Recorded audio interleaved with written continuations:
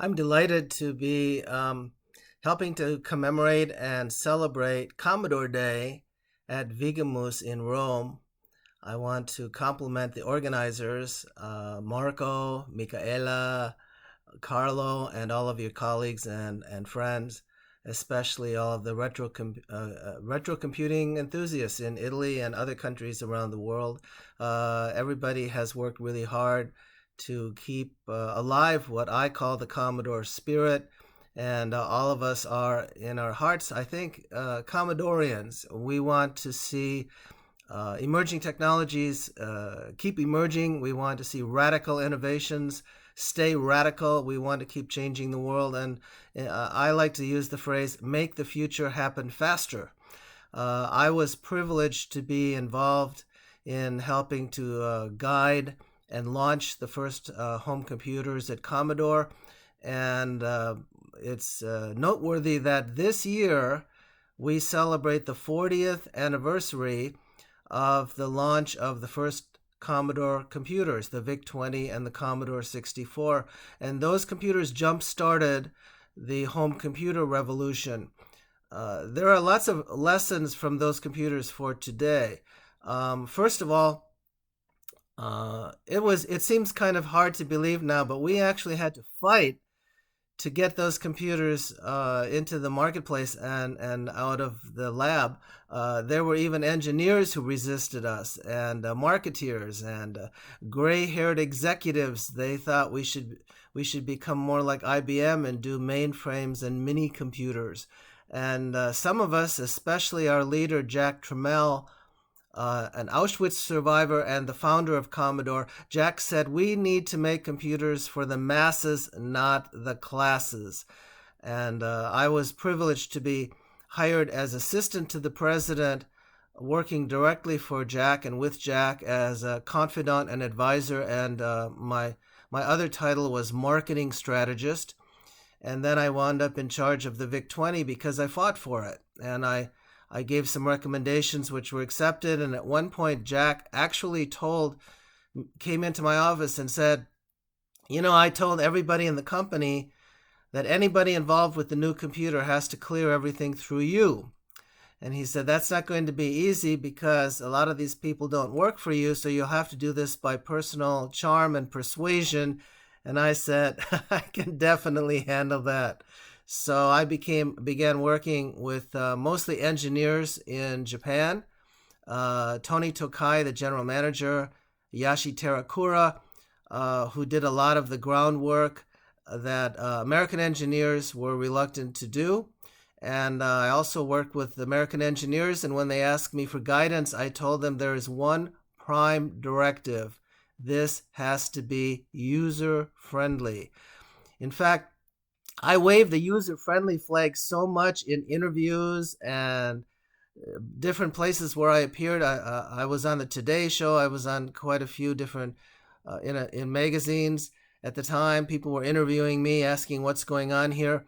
And at one point, the editor of Byte magazine sent me a note, and he said, I know you like to wave the user-friendly flag. I thought you might like to know that there is a word in German that means user-friendliness, and that word is Benutzerfreundlichkeit. And so that became the motto of our product team. Not many people knew how to program in those days. Most were self-taught. Very few could program the 6502 chip in machine language. So we had trouble getting software repurposed from the Commodore PET to the VIC-20. So I hired a bunch of kids who were between 18 and 26 years of age. I was 31. And people kept coming into our offices and stealing our computers for trade shows and conferences. And I got really angry one day. I came in, all the computers were gone. Somebody said, some salesman came and took our computers. And I said, okay, we have to toughen up. So I said, from now on, we're going to be called the Vic Commandos. And we are going to be like guerrilla fighters. And then I went out into the open office bay and I proclaimed in a loud voice The next person who steals a computer from our area is going to be fired, and I will fire them personally. And from then on, nobody stole a computer from our area because nobody knew for sure if I had the authority to fire them or not, which was really funny. Um, I would like to note that over time, years later, I spent 20 years at the Wharton School as managing director of the Emerging Technologies Program, and which later became the Mac Institute. We built that institute from ground zero, to a $50 million research program, and I was fortunate to be managing director for almost 20 years. That was after Commodore. And one of the things we learned from our research is that every research team, especially in high-tech innovation, needs to have young people on the team.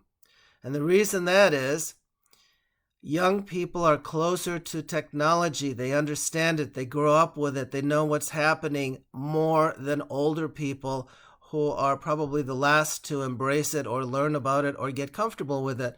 And older executives in companies tend to cling to older technology because they're more comfortable with it. And also the older technologies are still producing revenues and profits. So they want to keep the gravy train going. They don't want to try something new and switch horses. So we had to fight really, really hard. And the fact that our team was very young, including the engineers at the MOS Technology in Valley Forge, which did the Vic chip and the SID chip, which is the sound interface chip, gave our computer all of its wonderful capabilities. Also, our programmers squeezed a whole lot of wonderful features into the VIC-20 and the Commodore 64. They had to do programming magic to make that happen, and I want to salute them for their accomplishment. We wouldn't have those computers if those engineers didn't crunch the code, as we say. But one of the things we learned is that young people do better with new technologies, and we were a great early example of that. So if anybody out there is ever working in a skunk works, which they call a skunk works, where people are working on very controversial, high risk, high reward projects, just stick to it and make sure you hire some young people because they'll probably wind up leading the way.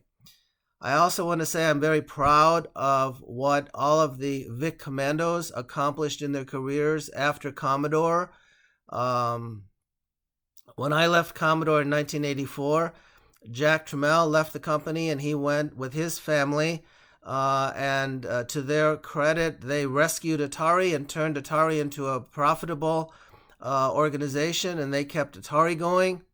The people who remained at Commodore did the Amiga computer, but they had to buy that outside because a lot of people had left the company when Jack Tramiel left in 1984.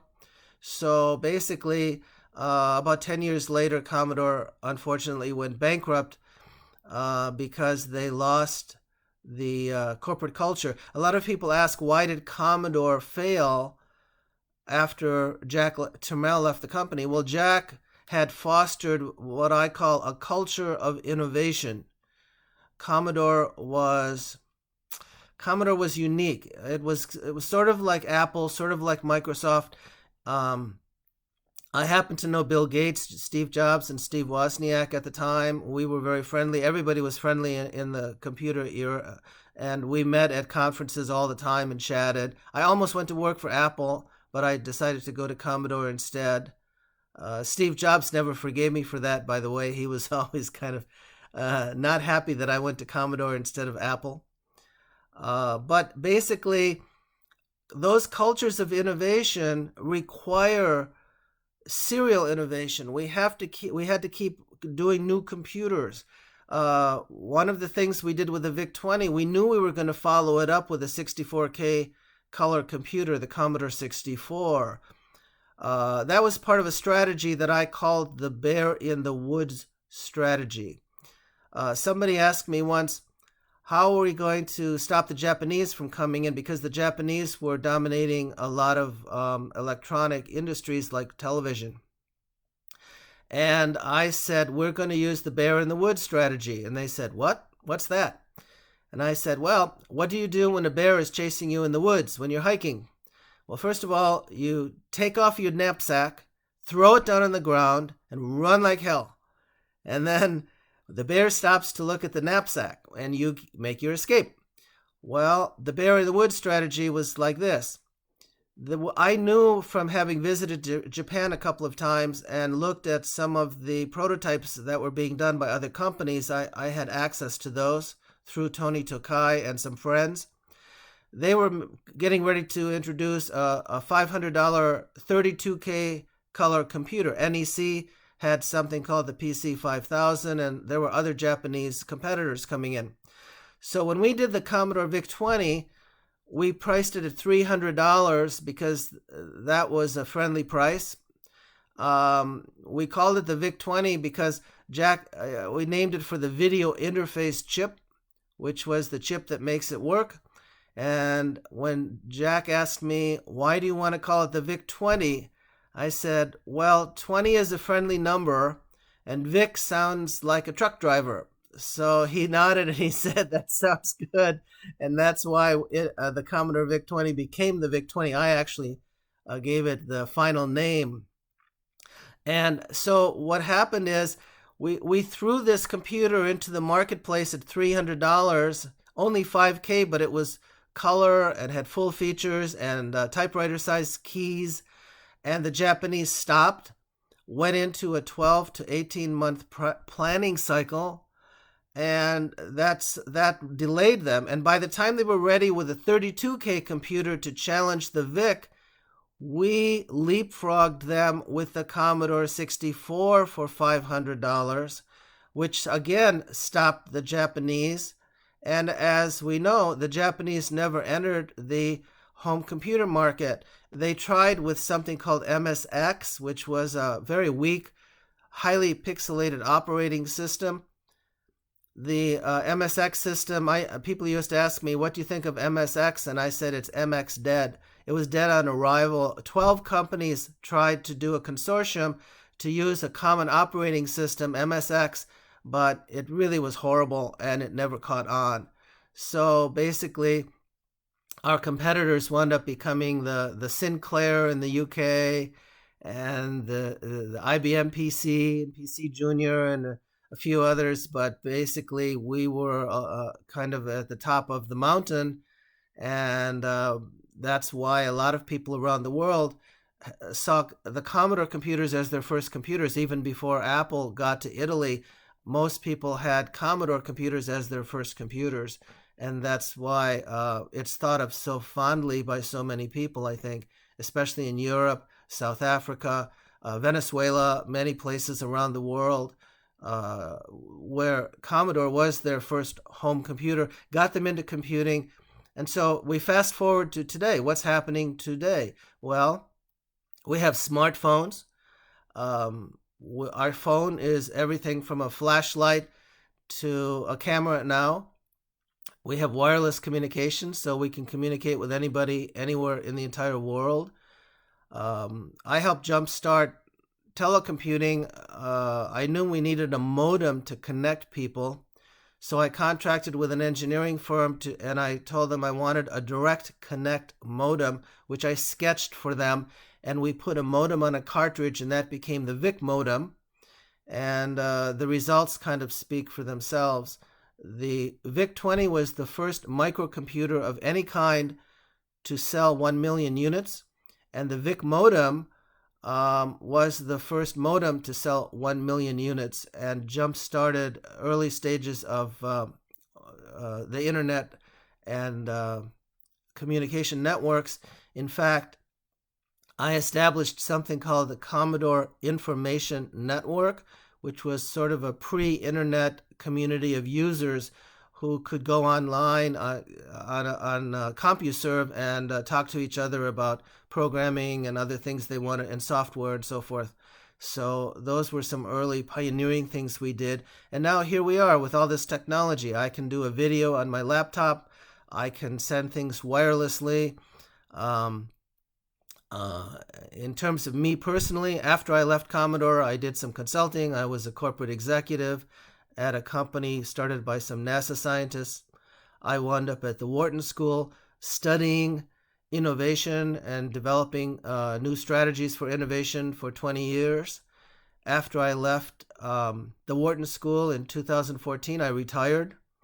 And then I went to Villanova University, where I was innovator in residence for 3 years.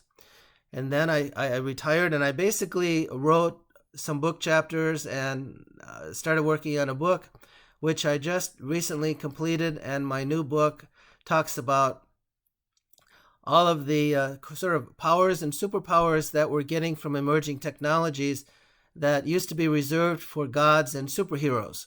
So it's kind of it has some pop culture elements, but it also talks about robots, self-driving cars, cognitive computers, all kinds of other things, gene therapy, nanotechnology, and I provide an update on those technologies. And hopefully that book will be coming out within the next 6 months or so. You can watch for that. I'm also working on some other projects. I'm helping to launch a fintech, which we plan to go public on NASDAQ within the next 30 to 45 days. It's a mobile cash app that allows you to send money across borders around the world at half the price that banks charge, half the transaction costs, and much faster. And we have a lot of other sort of mobile financial apps that come with this. And I've been helping to develop that for about 6 months. And I'm on the board of directors of the new company. And I'll provide more information then. And the reason I'm telling you this is because I'm supposed to be retired. Okay? I should be sitting home fishing. And if you look at my Facebook page, you'll see a lot of pictures of me with catching fish, especially ocean fish. And that's my hobby. But I can't resist innovating. Once you become an innovator and you get a taste for it, you become a lifelong innovator. And those of us who have the ability to keep contributing technologies, applications, innovations, we have an obligation to keep doing that. That's the way I feel. So I'm continuing to do that. I'm 72, and I have to tell you honestly, I feel 42. I definitely don't feel 72. So there is something to be said about biological age and mental age and all of that. You are as young as you feel, and if you keep innovating, I think you stay young your entire life. So I want to say thanks to the people at Vigamoose for allowing me to greet you like this and share some insights and stories. I want to thank my lovely wife Nancy, who's been totally supportive and keeps me young and is just wonderful. I want to thank all of my friends, Roberto Dillon in Singapore, who is an Italian and is one of my best friends. We're collaborating on actually a film script based on the home computer wars, which is my book that describes my experiences at Commodore. And so hello to Roberto. I just contributed a chapter to his new book, which discusses the effect of the pandemic on digital transformation, which is really fascinating. So watch for Roberto Dillon's book. If anybody has any questions, you can funnel them through Vigamoose to Marco or Micaela or Carlo. Again, I say buon fortuna to everyone in Italy, and thank you for being my friends. I've been very happy to be associated with Vigamoose since 2012 when I last visited Italy, and I cherish our relationship, our friendship, and all of my friends and fans in Italy. Good luck to you, and I wish you all the best.